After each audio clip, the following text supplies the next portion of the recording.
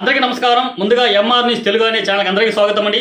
ఈ రోజు నుండి అప్డేట్లో భాగంగా శ్రీకాళహస్తిలో ఓ యువకుడిపై దారుణంగా కత్తిపోట్లు మరియు హత్యాయత్నం జరిగింది.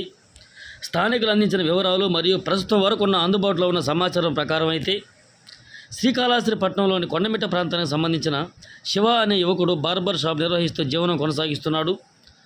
ఆదివారం స్వర్ణముఖి నది కట్టపై అతనిపై గుర్తు తెలియని వ్యక్తులు అత్యంత దారుణంగా పాశవికంగా దాడి చేసినట్లు సమాచారం. ఈ దాడిలో శివ చేతి వేళ్లను నరికివేయడంతో పాటు తల మరియు శరీరంపై 4-5 కత్తిపోట్లు తీవ్రంగా ఉన్నట్లు తెలుస్తోంది. తీవ్రంగా గాయపడిన శివను హుటాహుటిన స్థానికులు ప్రభుత్వ ఆసుపత్రికి తరలించడం జరిగింది. అయితే ఆరోగ్య పరిస్థితి విషమించడంతో కుటుంబ సభ్యులు మెరుగైన వైద్యం కోసం తిరుపతిలోని ఓ ప్రైవేట్ ఆసుపత్రికి తరలించినట్లు సమాచారం. ఈ ఘటనపై పోలీసులు కేసు నమోదు చేసి దర్యాప్తు ప్రారంభిస్తున్నట్లు తెలుస్తోంది. దాడికి పాల్పడిన వ్యక్తులు ఎవరు, ఈ హత్యాయత్నానికి గల కారణాలు ఏమిటి అనే విషయాలపై పోలీసులు అధికారిక ప్రకటన వెలువడిన తర్వాత పూర్తి వివరాలను మన ఛానల్లో అందిస్తాము.